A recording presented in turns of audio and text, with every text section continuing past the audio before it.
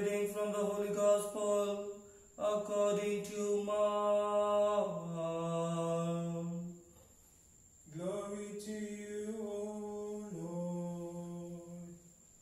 The beginning of the Gospel of Jesus Christ, the Son of God, as it is written in Isaiah the prophet, "Behold, I am sending my messenger ahead of you. He will prepare your way." A voice of one crying out in the desert, "Prepare the way of the Lord, make straight his paths." John the Baptist appeared in the desert, proclaiming a baptism of repentance for the forgiveness of sins. People of the whole Judean countryside and all the inhabitants of Jerusalem were going out to him and were being baptized by him in the Jordan River, as they acknowledged their sins. John was clothed in camel's hair, with a leather belt around his waist. He fed on lactose and wild honey, and this is what he proclaimed: "One mightier than I is coming after me. I am not worthy to stoop or loosen the tongs of his sandals. I have baptized you with water. He will baptize you with the Holy Spirit."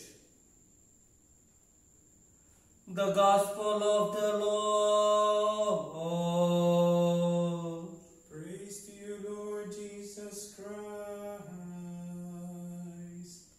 Dear sisters and brothers in Christ, often we look at the biblical places from the historical perspective, which is perfectly fine. But we need to remember that the biblical places are not only for historical significance, but they have theological meaning.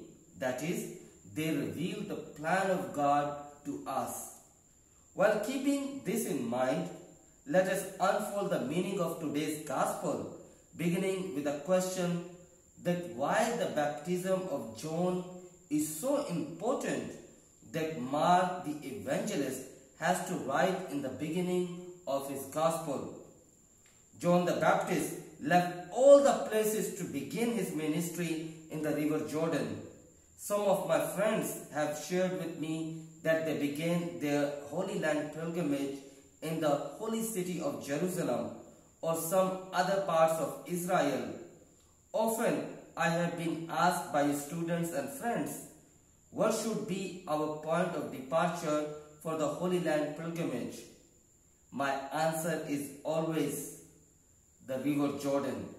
Why? Let us unpack the meaning of river Jordan together, and for that reason we need to go back in the Old Testament. During the period of slavery, the Israelites cried before God for their rights. God listened them and promised to rescue them from the Egyptian slavery. God also promised them to bring them to the promised land. When Pharaoh refused, God himself fought against Pharaoh. God won the freedom for Israelites. During that process, there was a time when death versus death faced by the Israelites. That is, the sea at the front and the Egyptian army at the back. But God told Moses, "Do not fear." God told Moses to divide the sea into two parts, and Israelites walked on the dry land through the sea. The water stood on the right and on their left as wall. I believe you know the story of the beginning of Exodus towards the promised land. This is just a beginning. And we know that Israelites entered in the promised land, but a question remains there: where did the Exodus end? Or what was the entrance point to the promised land?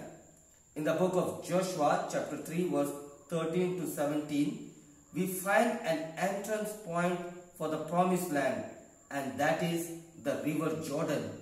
People entered in the promised land through the river Jordan.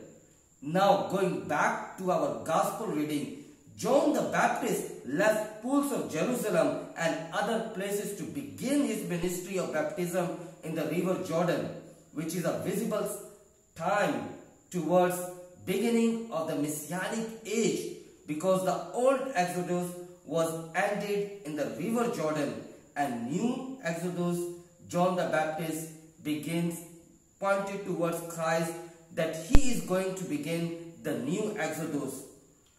John the Baptist has pointed towards Jesus, who is the new Moses. He is going to start the new Exodus, and that is freedom from the slavery of sin, freedom from worldly things, and freedom from the Satan, our eternal enemy.